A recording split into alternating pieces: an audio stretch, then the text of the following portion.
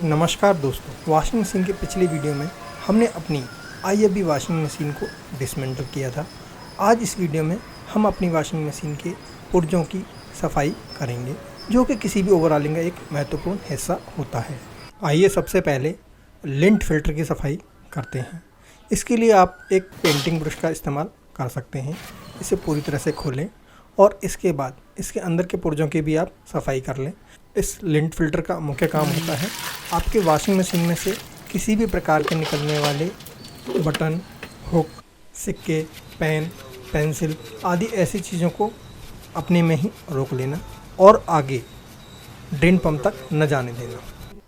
साफ़ सफाई हो जाने के बाद लिंट फिल्टर को दोबारा से असेंबल करके रख दें। साफ़ सफाई में इस पुर्जे का नए जैसे हो पाना तो मुश्किल है। आइए दोस्तों, अब वॉशिंग मशीन के अंदर वाले ड्रम में फिट होने वाले इन पैडल की साफ़ सफाई करते हैं। ये पैडल आपके कपड़ों की उठा पटक करते हैं और आपके कपड़ों को साफ़ करते करते ये अंदर से खुद में कितने गंदे हो जाते हैं ये आप देख सकते हैं। आप इसे उंगलियों, ब्रश या फिर किसी अन्य माध्यम से साफ़ कर सकते हैं। दोस्तों, आप इस वॉशिंग मशीन के कलपुर्जों की सफाई अपना समझ करके कर रहे हैं, जबकि सर्विस सेंटर का जो इंजीनियर होता है उसके लिए यह किसी और का काम होता है। इसलिए आपके काम और उसके काम की क्वालिटी में बहुत ही अंतर आएगा। मशीन के तीनों पैडल की सफाई करने के बाद उन्हें रख दें। आइए अब हम ड्रेन होज की सफाई करते हैं। इसमें आपको एक अजीब तरह की कीचड़ मिलेगी और हो सकता है कि आपको इसमें से बदबू भी आए।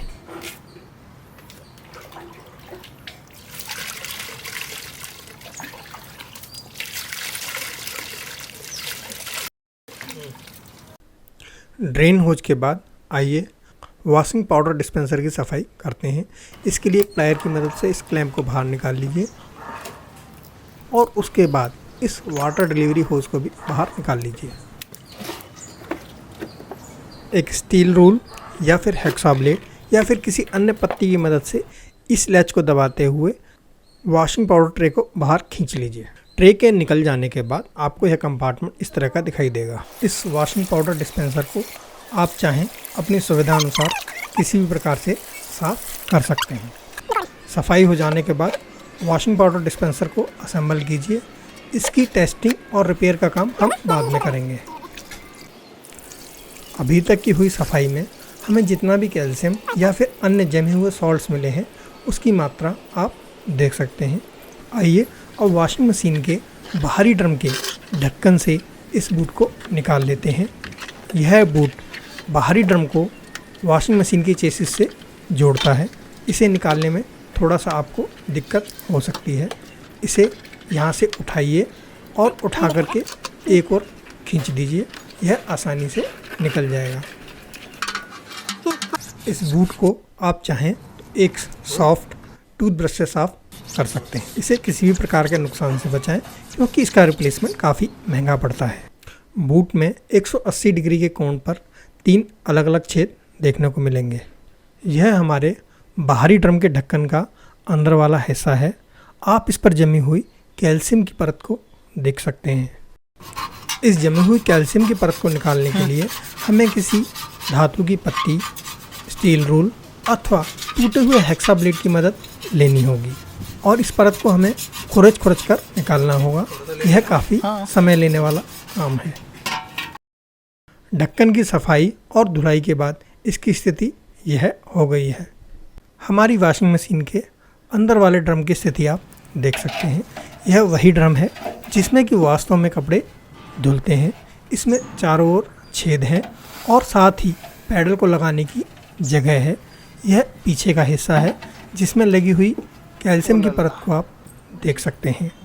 4 वर्ष पहले हमने इस ड्रम की सफाई की थी और सिर्फ 4 वर्ष के अंदर ही इस ड्रम की यह हालत हो गई है। इसे पुनः प्रयोग से पहले हमें पूरी तरह से साफ़ करना होगा और एक सामान्य सफाई के बाद हमारा बाहरी ड्रम और अंदर वाला ड्रम इस तरह से साफ़ हो पाया है। हमें कुछ और ज़्यादा साफ़ करने के लिए कुछ और नया इनोवेटिव मेथड अपनाना होगा। इसके लिए हम एंगल ग्राइंडर में लगने वाले वायर ब्रश का इस्तेमाल करेंगे। हमारे पास दो तरह के ब्रश उपलब्ध हैं, जिसमें एक में स्टील के वायर ब्रिसल्स हैं, वहीं दूसरे ब्रश में पीतल के वायर ब्रिसल्स हैं। ये दोनों ब्रश मूलतः एंगल ग्राइंडर के साथ प्रयोग के लिए बनाए गए हैं। इनमें एक M10 साइज़ का नट लगा होता है, जो कि एंगल ग्राइंडर के स्पिंडल पर जाकर फिट हो जाता है।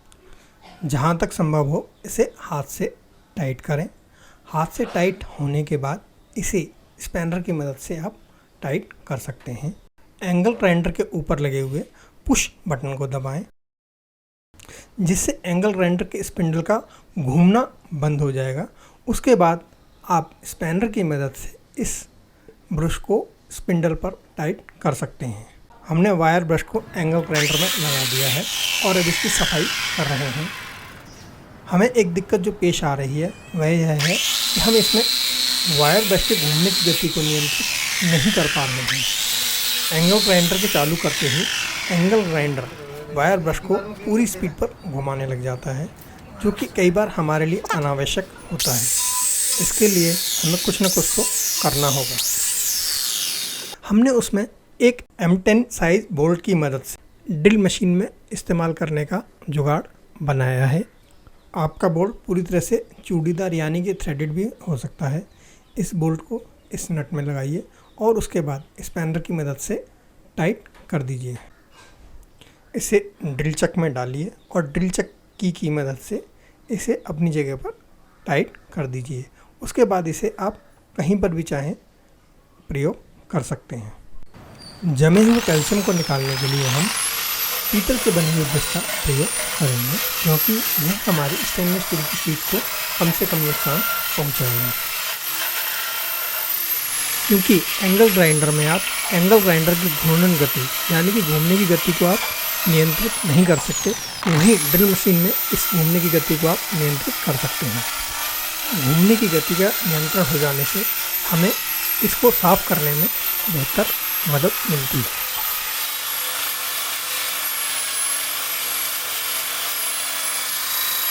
अब इस ब्रश की मदद से हम बाहरी ड्रम के अंदर जमे हुए कैल्शियम के डिपॉजिट्स को निकालने का प्रयास करेंगे।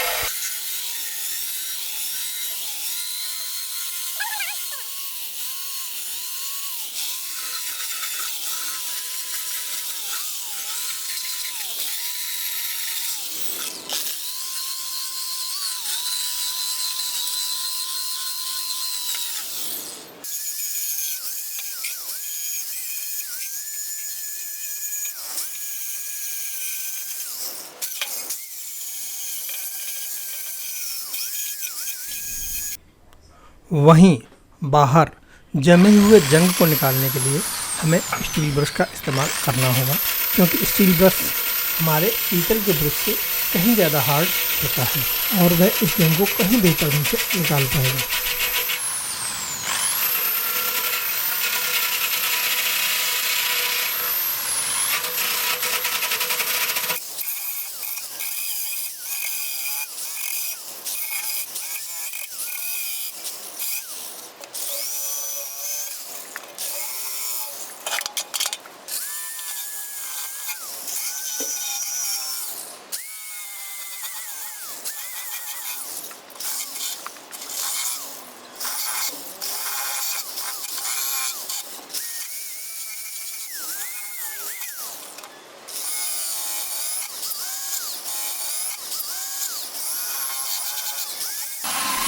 अंदर के ड्रम को साफ करने के लिए हम पीतल के ब्रश का इस्तेमाल करेंगे, क्योंकि यहाँ सिर्फ कैल्शियम डिपॉजिट्स हैं। स्टील के ब्रश से हमारे ड्रम को नुकसान पहुँच सकता है, इसलिए हम सॉफ्ट ब्रश यानी कि पीतल के ब्रश का इस्तेमाल करेंगे।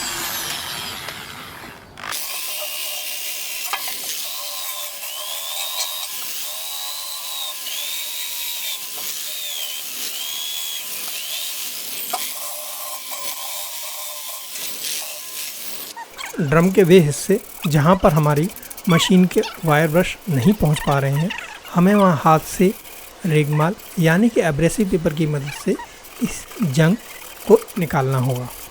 यह सदैव ध्यान रखें कि ये बहुत ही धैर्य के साथ किया जाने वाला काम है और इसमें आपको समय लगेगा। यह जल्दबाजी में किए जाने वाला कार्य नहीं है।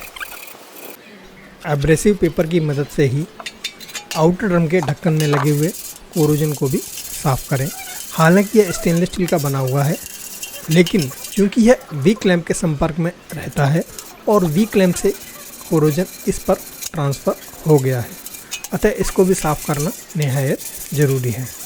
यह साफ़ सफाई जो हम कर रहे हैं एक अच्छी पेंटिंग के लिए ज़रूरी है।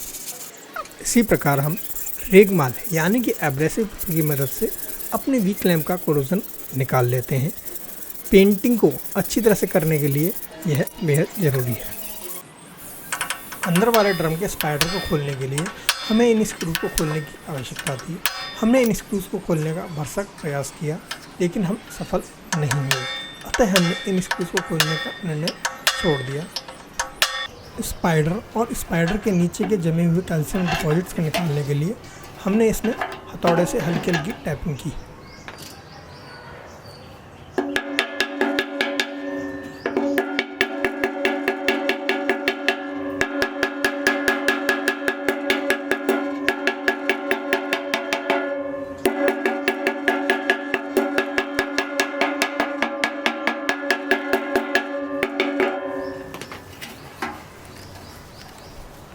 हथौड़े की टैपिंग से सारे कैल्शियम डिपॉजिट्स तो नहीं, लेकिन काफ़ी हद तक कैल्शियम डिपॉजिट्स निकल गए।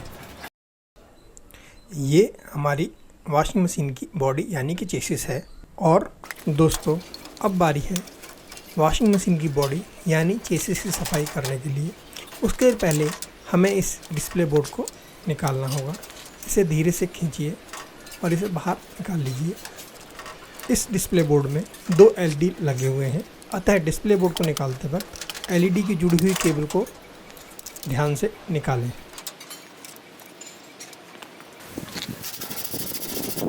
लगे हुए जंग को निकालने के लिए आप चाहें तो एब्रेसिव पेपर का इस्तेमाल कर सकते हैं अथवा सॉफ्ट वायर ब्रश का इस्तेमाल भी कर सकते हैं, जिसे कि आप चाहें तो ड्रिल मशीन से भी चला सकते हैं। किसी भी पावर टूल का इस्तेमाल करते समय उसके लिए दी गई यथोचित सावधानियाँ अवश्य बरतें। आप जहाँ पर भी जंग यानी कि कोरोजन को पाते हैं उसे अवश्य निकालें। हम पहले वॉशिंग पाउडर डिस्पेंसर के नीचे लगने वाले कोरोजन यानी कि जंग को निकाल देते हैं। आप यदि इस कोरोजन को नहीं निकालेंगे, आपकी वॉशिंग मशीन की बॉडी इसी जगह से धीरे धीरे कमज़ोर होती जाएगी और कुछ समय के बाद यहीं से टूटना शुरू हो जाएगी और आप इसको रेस्टोर यानी कि दोबारा से सही नहीं कर पाएंगे। अब वॉशिंग मशीन के पीछे की ओर चलते हैं और इसमें पीछे की ओर लगे हुए हिस्सों पर जंग यानी कि कोरोजन को निकाल देते हैं। इसके लिए चाहें तो आप एब्रेसिव पेपर या फिर सॉफ्ट वायर ब्रश का इस्तेमाल कर सकते हैं। वॉशिंग मशीन के लगे हुए इलेक्ट्रिकल या इलेक्ट्रॉनिक्स कंपोनेंट को न छेड़ें तो बेहतर होगा, क्योंकि ये सामान्यतः रिपेयर नहीं होते और यदि ये ख़राब हो जाए तो इनका रिप्लेसमेंट मिलना बहुत मुश्किल होता है। अतः सावधानी पूर्वक इनका बचाव करें। वॉशिंग मशीन के तले में लगी हुई गंदगी और कोरोजन यानी कि जंग को भी इसी प्रकार से निकाल लें। यह सदैव ध्यान रखें कि सर्विस सेंटर वाले कभी भी इस लेवल की ओवरऑलिंग नहीं करते हैं। उनकी दिलचस्पी कंपोनेंट बदलकर पैसा वसूलने की होती है और आपकी अज्ञानता इसमें उनकी बहुत बड़ी सहायक होती है। हमारे पावर टूल जहाँ तक नहीं पहुँच पाते, हमें वहाँ अपने हाथों से एब्रेसिव पेपर की मदद से इस जंग को निकालना होगा। मैं फिर से दोहराऊंगा, ये बहुत ही धीरे से किया जाने वाला काम है। आप इस तरह के काम सिर्फ और सिर्फ तभी कीजिए जब आप इस तरह के कामों को एंजॉय करते हैं। वॉशिंग मशीन के नीचे लगे हुए जंग को निकालने के लिए हम सॉफ्ट वायर ब्रश का इस्तेमाल करेंगे और उसके बाद यदि आवश्यकता हो तो हम रेगमाल यानी कि एब्रेसिव पेपर का इस्तेमाल करेंगे। आपकी सफाई का स्टैंडर्ड जितना बेहतर होगा, आपको उतनी ही बेहतर क्वालिटी मिलेगी। आइए दोस्तों, अब ड्रेन पंप को भी साफ़ करके देख लेते हैं। इस टैप को हल्का सा उठाइए और इसे घुमा दीजिए। ड्रेन पंप के वेंस आपके सामने हैं। इसे सामान्य पानी से साफ़ कर लीजिए और दोबारा असेंबल कर लीजिए। दोस्तों, हमारी वॉशिंग मशीन की सफाई का काम लगभग पूरा हो चुका है। अगली वीडियो में हम वॉशिंग मशीन के उन कलपुर्जों की मरम्मत करेंगे जिन्हें कि इसकी आवश्यकता है। उसके पहले हम वॉशिंग मशीन के उन पुर्जों की टेस्टिंग करेंगे कि हमें वास्तव में मरम्मत कहाँ करनी है। अगले वीडियो में फिर से मुलाकात होगी, तब तक के लिए नमस्कार, जय हिंद।